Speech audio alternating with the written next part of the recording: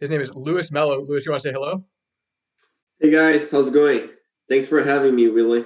Yeah, I've been talking to Louis. We've touched base a few times over the course of I don't know the past few months, and thought it'd be good to get him on the show and just pick his brain and see what his experience is so far in his land investing journey and over the past couple of months. I think it would be good. Before we get into the interview, I would like to mention that if you guys are interested in getting started in the land investing business, we do have a new comprehensive course out in land investing. You can go to landinvestingpros.com to learn more about that. But with that, Lewis, welcome on the Facebook Live here, and thanks for joining me today. Thank you. Yeah, thank you for having me. So I don't know too much about your background and I guess your experience. So do you mind sharing, like, I guess dig into a little bit how you got started in this, why you got started, and where you are today? Sure, yeah. I have been living in the US for about 5 years, and I was a server before this about 4 months after I started, and then I quit because the land was giving me enough profit to pay my bills and to take care of my family. So I started with real estate investing. I got my license last year in February, and I started studying, I think, in 2008, July 2018. So I went and I got the Rich Dad and Poor Dad crash course, the course that they had. I spent about $20 with that to learn about wholesale and everything, but nothing about land. And I am from Brazil, so the language it was a barrier for me in the beginning, but after I got a hold of it, and in February 2019, I went to investor lunch, which I go every Wednesday. I used to, right, with this Sure. COVID-19, and someone told me about the land investing. You might know him, Mark Jeffrey. Mark Jeffrey. I don't think I know him. I think, yeah, I'm not sure. I'm not sure that I do know him. He's a really good guy, and he told me about this land business back in Rich Dad Poor Dad 2018. But I had spent $20,000, so I was like, you know what? No way, I'm gonna spend more money to learn something. Let me just try to figure this out.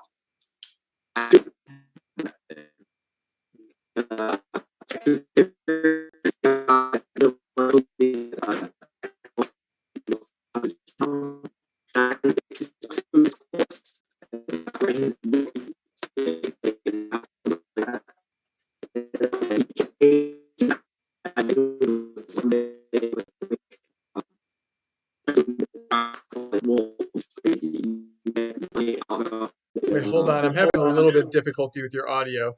Can you hear me okay? Yeah. Okay, now you're good. Okay.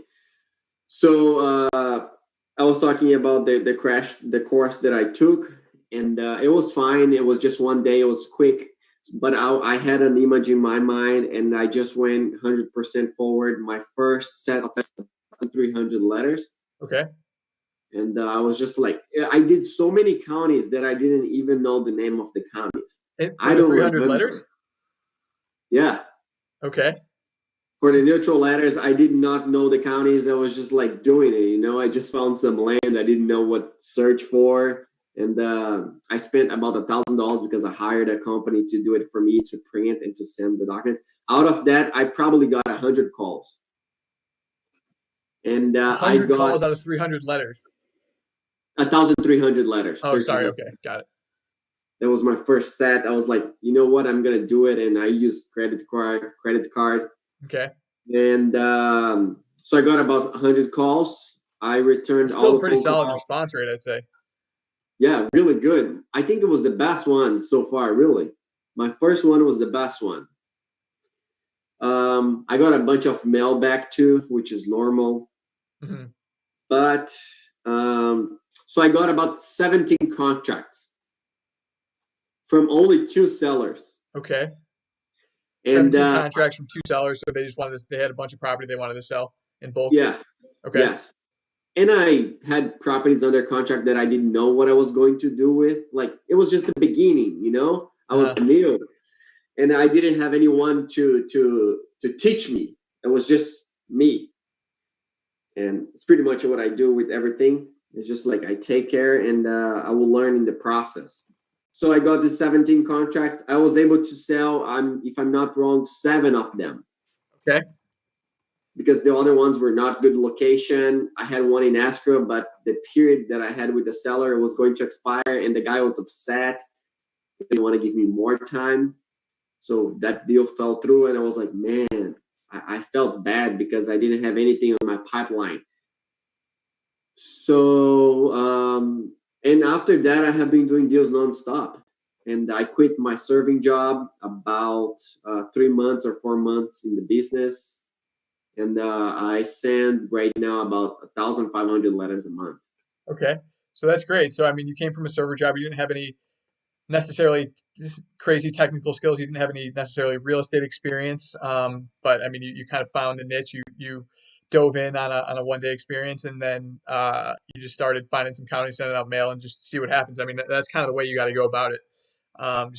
Learn that you'll figure things out along the way. How did you, when you got started, how did you think about choosing those counties that you selected? You said you sent out to a bunch. How did you think about selecting them, and how did you get the data to send out the mail? Man, it was a crazy thing. I just went to Google and I Googled like, I think fastest growing cities in the US. Hmm.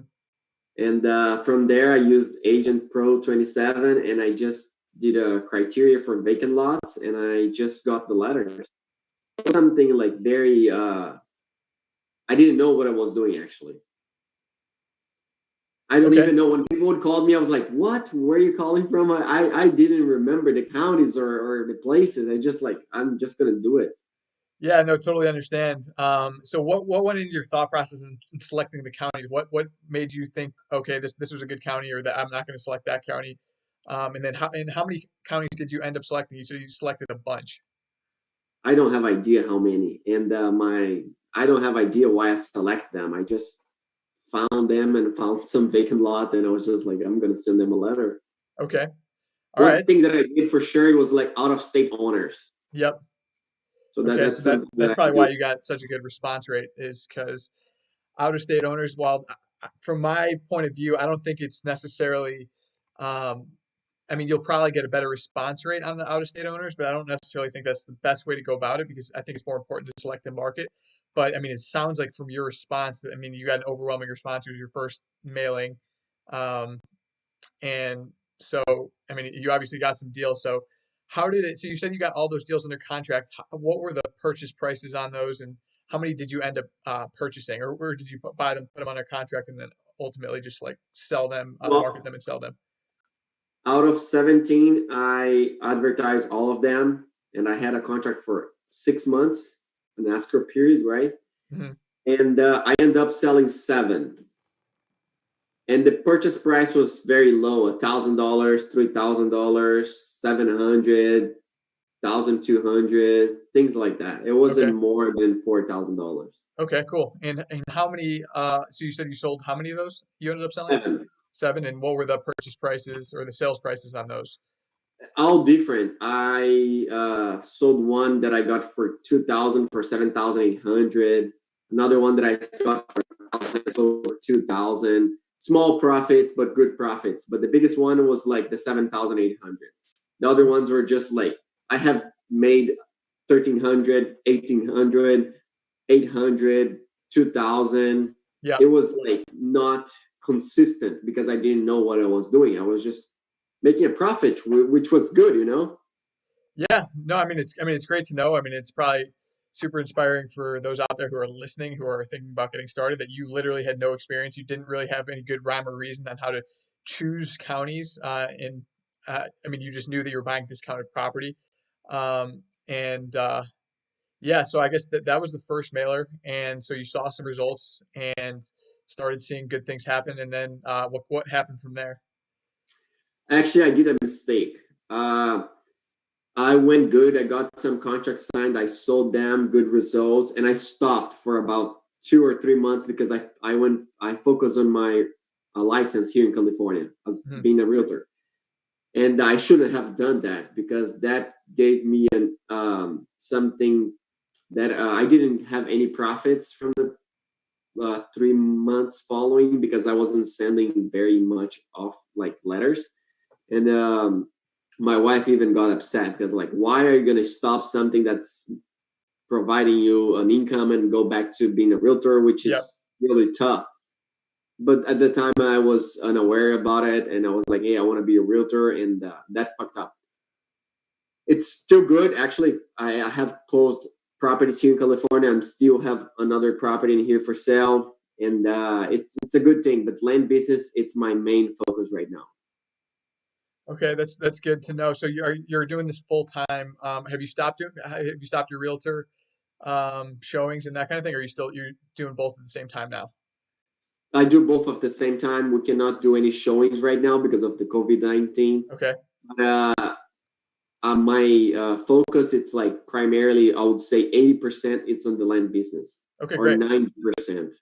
Cool. And so after you guys started, you sent out that first mailer, you started to see some results, and then what kind of happened from there? Did you send out more mail in the same counties? Did you choose different areas? What was your thought process from that point? I went to a different area. I started going like so many different counties. I didn't know what I was doing actually. After like 7 or 8 months into the business, that's when I figured out. I was just sending letters, and I believe I didn't even send a second letter or something. So yeah, I got lost, but in a good way because I was falling through. I was like, hey, I'm gonna do it, and I'm gonna do it. But I stopped for 3 or 4 months, You which stopped was, mailing to buy yeah, property? yeah, because I went back to my realtor mindset, and I thought I would be making more money as a realtor, which is not the case. And yeah, that's it. Okay. So you took some time off, and I guess how are things going today in this market for you? I know we just talked and you said you've got some deals under contract. So what's kind of the latest um, for you in this niche? With the COVID-19, like Well, just with 2000. your land business today. So what's been going on with you recently? And I guess Okay. yeah. So what kind of deals have you been seeing today? Well, right now I'm killing it. Like I have so many deals lined up. I have so many escrows going on. I probably have four. I closed three, and the month before I closed two. January three. So it's like at least 3 deals a month. I'm seeing it, and different profits. There's one property that I got it for. It was in such a good location, and I'm making $1,000. There's another one that I'm making $50,000, $15,000. So, but it's a lot of follow up with the sellers to make sure that they sign that contract. Sometimes I get it wrong. Sometimes I get it for too much, and I just have to give the property back. But the COVID-19, it's something that's not affecting me at all. I have been selling all of the lots that I have, and people keep reaching out to me. Cheap lots, the most expensive lots. It's been a great time, and I have been getting a lot of contracts. People are scared. They are afraid. Yeah, no, I think we're kind of finding the same things here. We're not, I mean, we're getting a lot of contracts, people coming out of the woodwork from years ago, from when I sent out mail. And on the sell side, we're really not experiencing too much difference. It's the 13th of the month right now. We've sold 15 lots this month, which is pretty in line with what we've been doing. So we haven't seen any slowdown on the sale side. On the buy side, we're ramping things up as well. So I mean, it's good to. I mean, every investor that I've really talked to has not really seen too many, um, too much up and down in this environment, which is good because I feel very very good about saying this niche is very economic or is recession resistant and really works in all environments. And I mean, right now, I mean, we're buying lands out in the boonies, so or at least some of the lots, and so people are still have an appetite to buy those lots. Um, Well, so the key is, that's yeah, you're, in my opinion, you're right about the recession. The key is to get the property cheap. Because if you get it cheap, that's not going to affect you in the future. And also get a long period of escrow, right? So you can sell it to someone else. So you have enough time. Yeah, that definitely. And so you said you've been doing 2 to 3 deals a month. And have you started to find like a sweet spot, a niche in like in terms of location? Have you started to buy more property in the same counties? Are you still buying all over the place, or what's kind of your more I recent strategy? I do have about let me see, about like 4 states that I'm very strong at. Uh-huh. Those are the ones that I'm focusing right now. Those are the ones that I keep sending blind offers, first blind offer, second blind offer, neutral letter, second neutral letter, because those counties I see that I have a good response, and I know them. I know what's going on, the improvements that are coming, and I have my buyers list too. Okay, that's good. So are you But I'm buying these still looking for more counties. I'm always looking for more places where to send more letters to see what's going to happen. Okay, that's good. Yeah, I mean, it's always good to test and see what markets work and just find your groove and find your sweet spot. How are Yeah. you buying these things? Are you self-closing or are you buying them through title or how is that working for you? I know you bought some of these cheaper lots, so I'm assuming you're not going through title on those, but what have you been doing to close these on the buy side? So in the beginning, I used to use a title company. Like I didn't know what to do, and I was closed. Actually, I should have called the county because it's super easy. They are so open to tell you what to do, what documents do they need to transfer the property. And from about like 2 months ago, I started doing the self closing. And because there were small lots, smaller profit, and I could even make money on the closing side because I would charge them more money than the county charges me. So I still use title company for the big lots when I Mhm. need to do a double closing, or when the price is like higher than 5,000, I would say so. Yeah, okay. Yeah, I think that makes sense. So have you executed on some double closings? I have only done one in the few years that I've been doing this, the 3+ years I've been doing this. Have you done a lot of those, or some of those, or one of those? Probably I have done 3 so Oh wow. far. Okay. I have another one right now lined up because my profit's so high that I do not want to share that with the buyer, either the seller. I don't want Okay. them to know how much I'm making because Yeah. No, that I, could I don't blame you. I mean, that's a that good could way to go about it. If you're doing it, so your strategy and Lewis's strategy for those who are listening is he's putting these properties under contract. He's setting a diligence period of about 6 months. Is that correct? 6 or 5. 5 or 6 months, and so in the contract. I'm assuming you get equitable interest in the property. You're able to market and sell the property while you have the property under contract, and then when it comes time to closing, and you haven't yet issued the funds, so you're not outlaying the capital up front. You're doing it right at the same time you sell the property. You're finding a cash buyer, and then you close through escrow. So the end buyer, eventually funds the purchase and the difference in between there. So that's something that's different that most of the land investors that I've been talking to aren't doing. But it's a decent way to get started if you don't want to risk any capital. Was that kind of your thought process going with that strategy? Um, for I have been doing this land business for a year and 3 months, and I have purchased one property, which I regret. I sold the property. Yeah, I sold the property. I made a profit on it, but it was a hustle. I had to hire someone to go there and clean the whole lot, and it cost me $1,000 to clean the lot. Okay. And I've never had to clean a lot before, I'll tell you that. I would just mark it a little bit lower, but that's fair. no, but that was ugly. That was like it wouldn't sell. Yeah.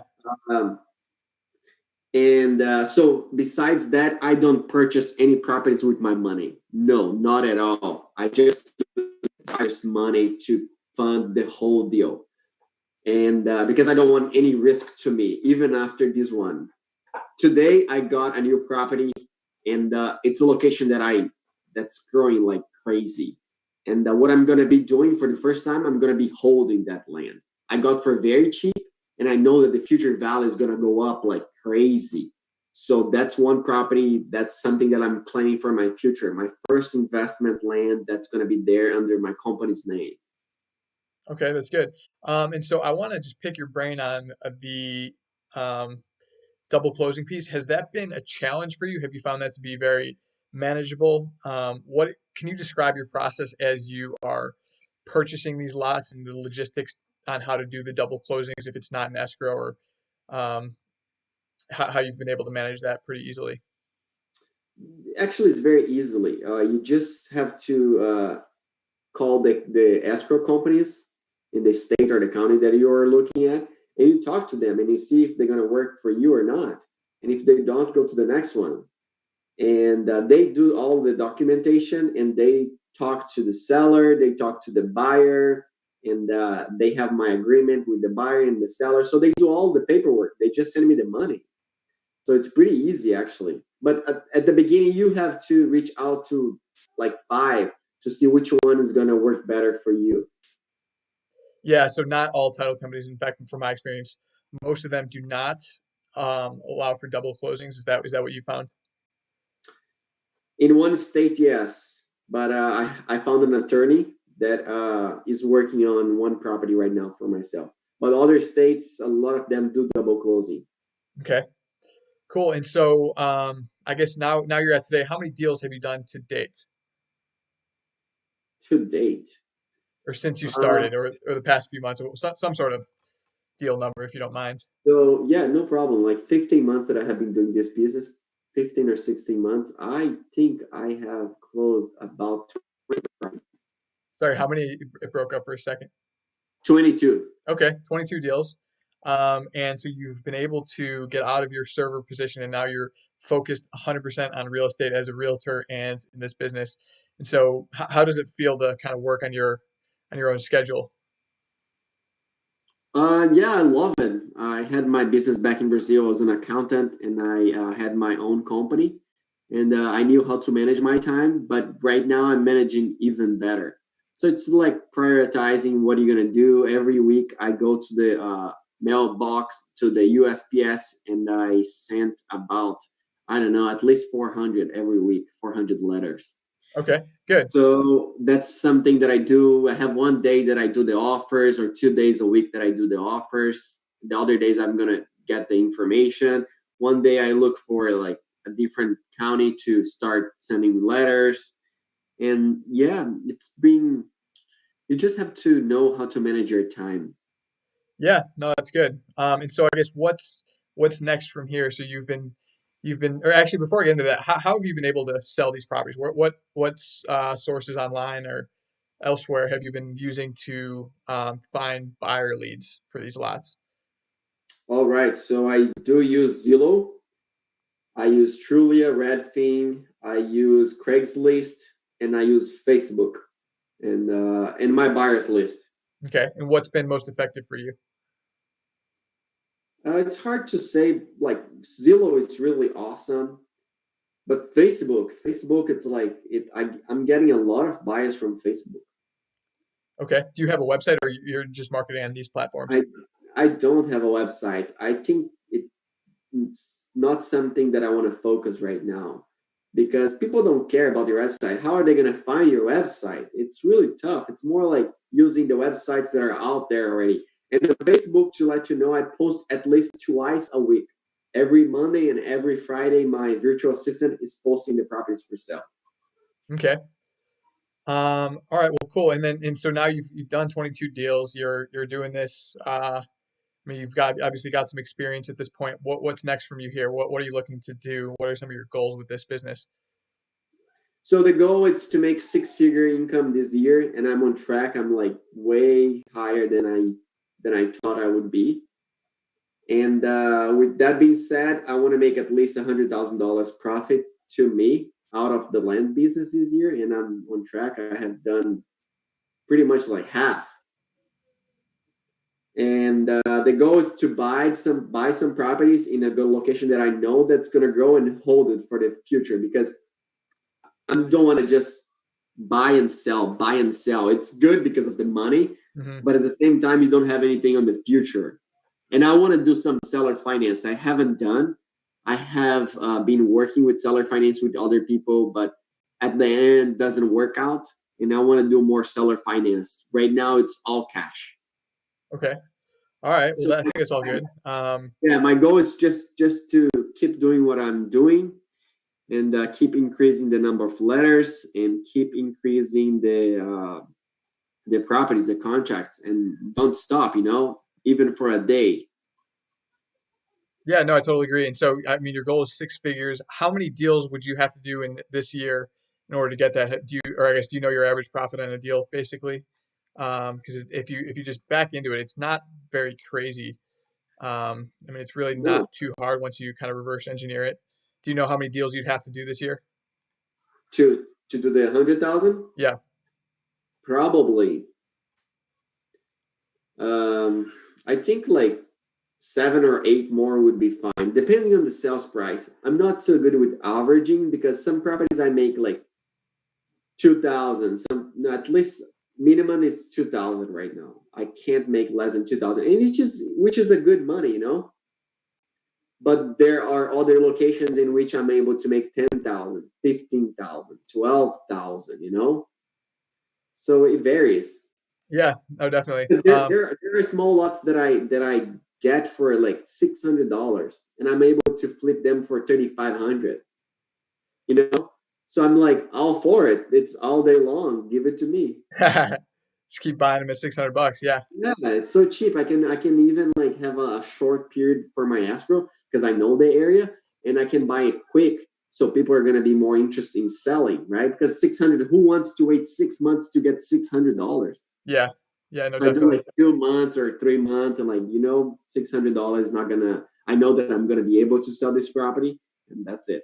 Cool. Cool. No, that's great. I mean, it's obviously a doable goal. I think it's very achievable. It seems like I mean, you know what you're doing at this point. You know all the logistics. Sometimes the hardest part is figuring out how to actually buy property and then how to sell a property. And then once you do it a couple times, you're like, all right, now it's in the back of my brain, and now I could try to figure out how to grow and scale this thing. So it seems like, I mean, you've broken through. I mean, you understand the fundamentals. You know how to do it. You know how to transfer title. You know how to create a deed. You know how to double close. You know how to do everything, and you've done it. And so now the concept is proven for you. So now it's just really okay. So now how do I do it at a bigger scale? How do I do more of this? And it's about now you're kind of managing a business and trying to figure out how to grow a business and focus on building systems and hiring things out and automating things. And that's the point where you're really able to grow and scale. So I think once you hit that six-figure mark, I think from there it really only only gets higher, and you only get hell of a lot better at it. Oh Um, yeah, sure. so And at the same time, I have someone that helps me from Philippines, so they do the posting, so they take a lot of my shoulders. yeah, yeah, definitely. No, I totally agree with that. How much have you been outsourcing and leveraging them? So I was outsourcing the phone calls too. So they would call and they would answer, but I wasn't so like I wasn't very comfortable with that because I rather be on the phone and talk to them in person. It would take like 2 or 3 minutes, 5 minutes with some people, but at least they know who I am and they know that they can trust me. Because it used to be before just a person answering, their English wouldn't be that great, and their questions would be like not the questions that I sent them. Yeah, And right now, I just rather get they call me, go straight to the voice message, and I return the phone call. I return the phone call with the parcel number, with the property in my computer already, so I know what I'm talking about, and I'm talking to them about not like a script. So yeah, I cancel that. I don't do that anymore. I do my own thing, but they do post for me, which is a nice thing. okay, that's good. And so, have you thought about things that you can do to start taking your business to the next level? Is it going to be automating more? Or what things in I guess what things in your business are you able to work on right now to kind of remove yourself, or have you thought about how to like grow and scale at that point, or are you still just looking to go on a deal by deal basis? Man, I think about growing every day pretty much. I have the systems in place, and I think the next step would be hiring someone to help me, but like someone in the US, Yeah, yeah, someone no, that would be like in my office, that I would pay the minimum wage and a profit of my deals. and that I think would help me a lot. But Yeah. right now, it's just like I have been able to do it myself, and I see the numbers of deals are increasing every month, and yeah, it's pretty okay right now. So you said you guys do 15 deals a month? No, we do like I would say 35 to 40 over the past few months. We've averaged 35 to 40. Yeah. How So it's many been people? sorry, How many people? how many people on our team? So we've got um myself, business partner, we've got two sales guys now. Have a transaction coordinator, and then we're hiring another transaction coordinator. We're actually sending out an offer letter today. So I have two transaction coordinators, two sales guys. We've got a marketing team, and then we've got a couple other people helping with sales. And then we've got the VAs. We've got about three or four VAs helping us with all the paperwork and the postings and everything like that. So um, we've got a pretty scaled out operation. And yeah, we've got obviously an office out here in Chicago, and we're not in there right now. We're working from home, but that's where all the chaos kind of happens. And it's all, I mean, once you grow and scale above that point, it's just managing the chaos and like trying to grow and scale and um, just trying to do things at like a bigger level. And so um, yeah, so I mean, we're definitely doing things quite a bit differently than most out there. I don't know many land investors who have as big of a team as us. But I mean, at the point when you're trying to scale, it's all about outsourcing and getting things off your plate because at some point you can't manage it all. Right, yeah, So that's for sure. And if you don't mind, can I ask you a couple of questions? sure, definitely. All right.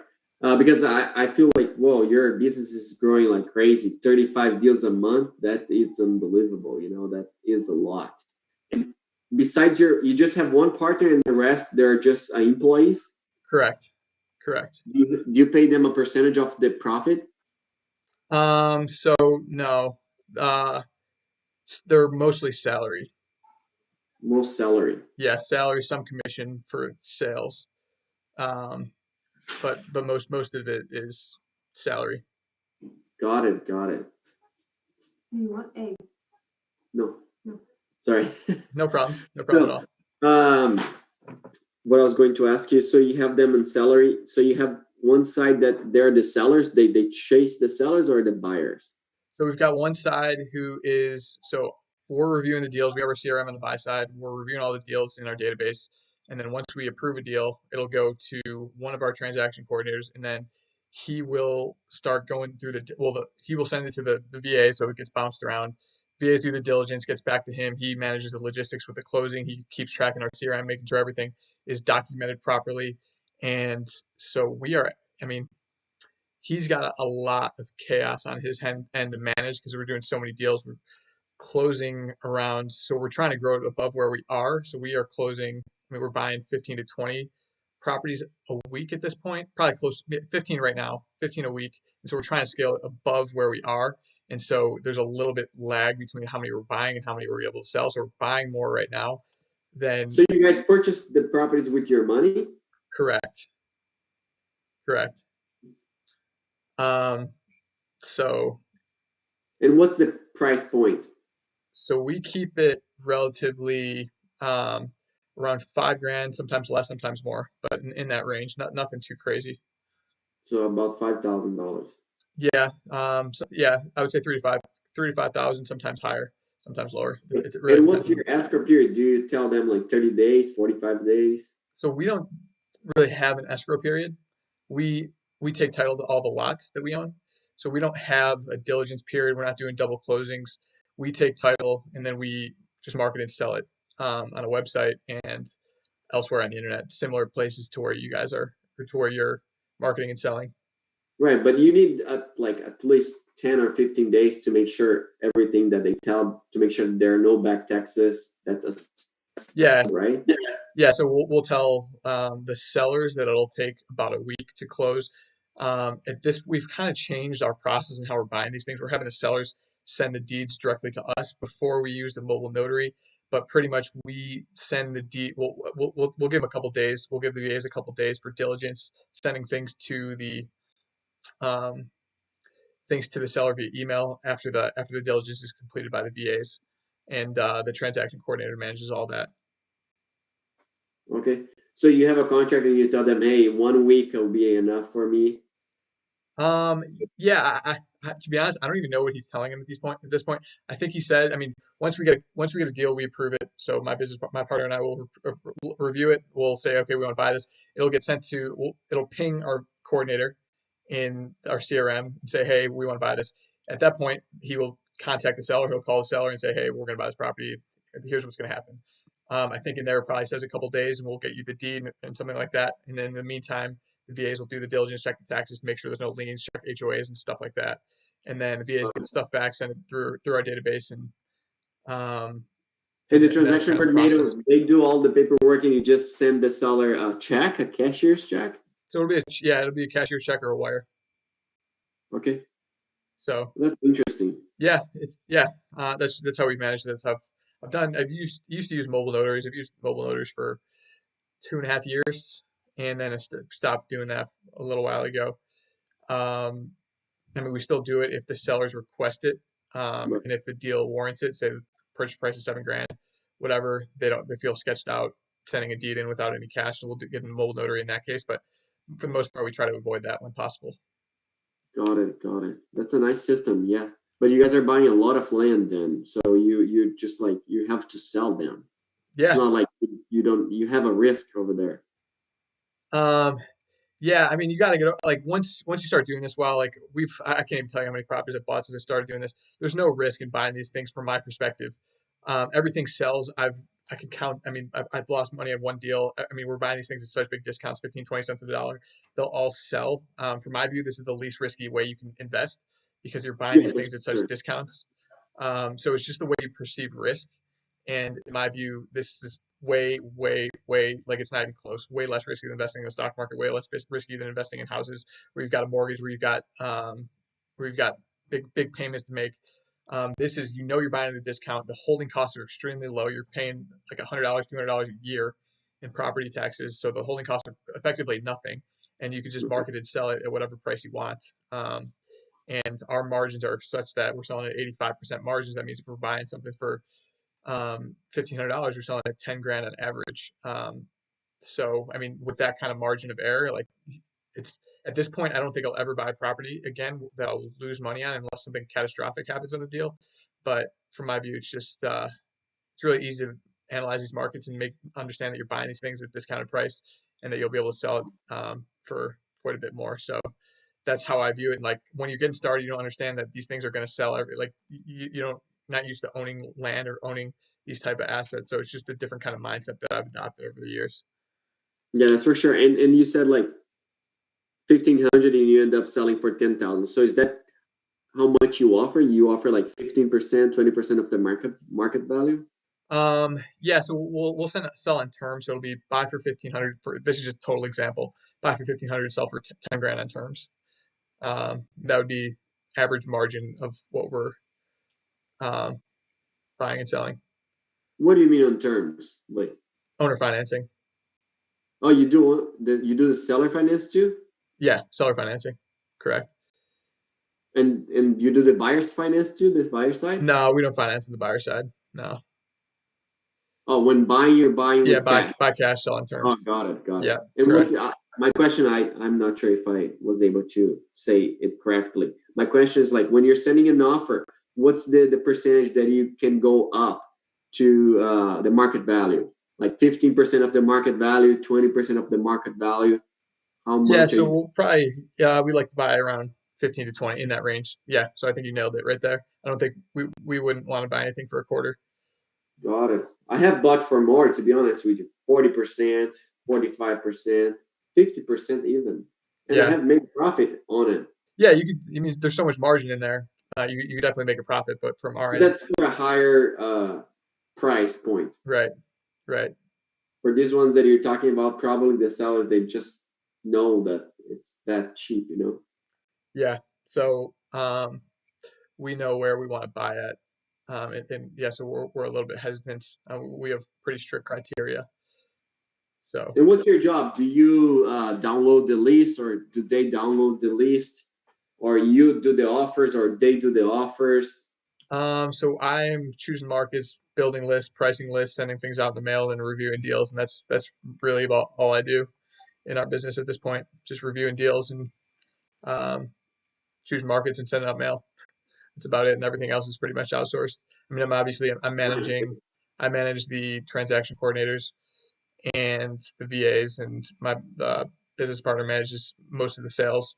So that's how we've kind of broken down. So I'm a manager and just choosing markets and uh, reviewing deals pretty much. Are they like full-time employees? Yes. Yeah. That's what's about, huh? That's Yeah. like you guys have done such a great thing, because 35 deals a month. That's amazing. Yeah. So you guys are doing like six figure in 5 months. No, six figures.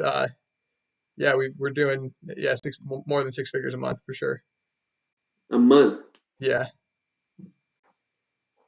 Yeah, Yeah, but pretty easily. I you mean, we're just, selling these things on owner financing.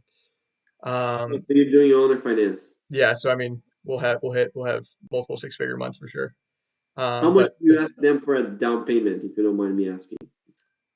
usually a few $100s down, a few hundred a month. It'll depend on the property though. If it's a more expensive lot, we'll ask for more down payment, or if we spent more on the lot, we'll ask for more of a down payment. But it's all for us in terms of scaling is how quickly we can get our money back, pretty much. So we can't really grow and scale if we're not getting our money back for a couple of years. So we got to get our money back in a reasonable time frame. Got it. Yeah, man, land is a really good thing. If you guys want to join, just go to your website, like you said. And this guy is so smart. He's doing a lot of deals, and I look forward to being a position like yours in the future. In which I will have employees, and I will know better what I'm doing. Because sometimes you don't know what you're doing. But every day you're learning. Yeah, everyone's at a different stage in their business, and seems like you're at the point where you could start to think about growing and scaling. You've learned these fundamentals, so that's a good point to be in. But yeah, I guess we could wrap it up there. If people are interested in getting in touch with you, what would be a good way for them to contact you? To contact me. All right. I can give them my phone number Sure, and my whatever's best. Yeah, like I said, I don't have a website. I just use the websites that are out there. I don't want to spend my time building a website. I just rather spend my time sending letters or sending offers. Well, my job is to send offers, actually. The letters are something that just comes with the job. But if you don't send the offer, it's bad to you. You're just all about sending the offers. But my phone number, it is 626 804 5344. 626-804-5344. And my email, it's my company's name, solidworkproperties@gmail.com. solidworkproperties@gmail.com. That's my LLC in California. Awesome. Well, appreciate your time, Louis. And it was great interview, and great getting to know you a little bit, digging into your background. So thanks for joining me today. Yeah, thank you, Willie. No problem. We talked too. Great.